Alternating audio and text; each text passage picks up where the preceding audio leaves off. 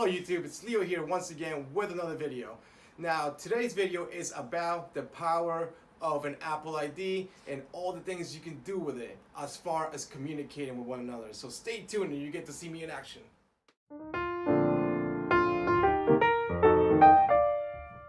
Alright, so today what I'm going to show you is what you already have if you happen to own an iPad, iPhone, or an iPod Touch. Now one of the first things you have to set up is called an Apple ID. Anytime you buy an Apple device, one of the first things you have to do is set up an Apple ID, which is pretty much an email address, which at the same time you can use your existing email address and translate that to your Apple ID.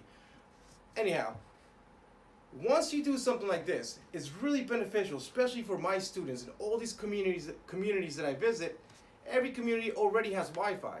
So if they have Wi-Fi provided for you, you can make free phone calls, either regular phone calls for like voice or what Apple calls Facetime video calls. And I'll show you how it works. Now on this iPad right now in my office, we only have Wi-Fi in it. There's no service provider. There's no AT&T, Verizon. There's nothing on this iPad besides Wi-Fi. But just with that alone, it allows me to make phone calls. And I'll show you how it works. It's as simple as opening your FaceTime app. Since I'm already in this iPad as a contact, you can just choose my name, or you can hit the plus sign here to add a number or another contact. I'll actually show you how it works. I can just type in my name, L-E, before I even finish. If you just type the L, my name pops up. And as you can see, my Apple ID is my email address, clhpicado@gmail.com. Also, I have another number here, which is the business cell phone number, 973-606-0672. I can call either one of those numbers just by tapping on it, and this phone call will be processed through the internet.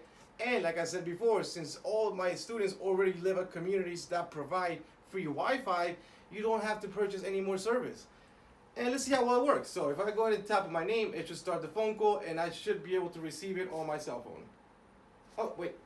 Now I have to choose, do I want just an audio call, which will be a regular phone call, or a video call? Let's test out just an audio call. And instantly my phone starts ringing. Now I'm going to decline this, and I'm going to do the other way, which is a video call. So I'm going to do this. Oh, I tapped it again by mistake. Sorry, I'm going to tap this. Now you get to choose. You can even send myself a message, but we're not doing. Well, let's see how well the messages work. Now I'm going to just go ahead and set testing and see if my phone receives a text message. So we hit this, send, and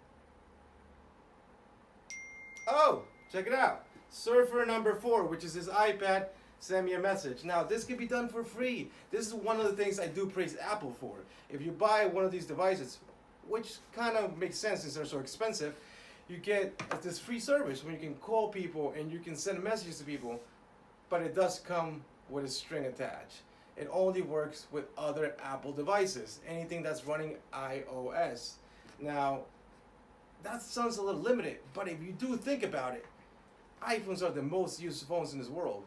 iPads are the most used handheld computers, so odds are that you and your family, the close people that you would call or send messages, might be in this Apple ecosystem, and which, as it seems, it should be taking over the world sometime soon. But let's go ahead and test out a video call and see how that works. Now we're going to go back. I'm going to start the whole process again by touching this. But this time, instead of messaging, I'm going to touch FaceTime, which is what they call video calls. So let's hit that. And I am getting a call. So let's see what happens when I answer. Hello. Oh, that's me. Look at that. The one problem is that you might already know, when you make phone calls to another device that's nearby, you're going to get this connection problem where you hear all this echoes and all this ringing and buzzing. But that goes without saying, and I don't think you're going to be calling somebody next to you, so that shouldn't be a problem.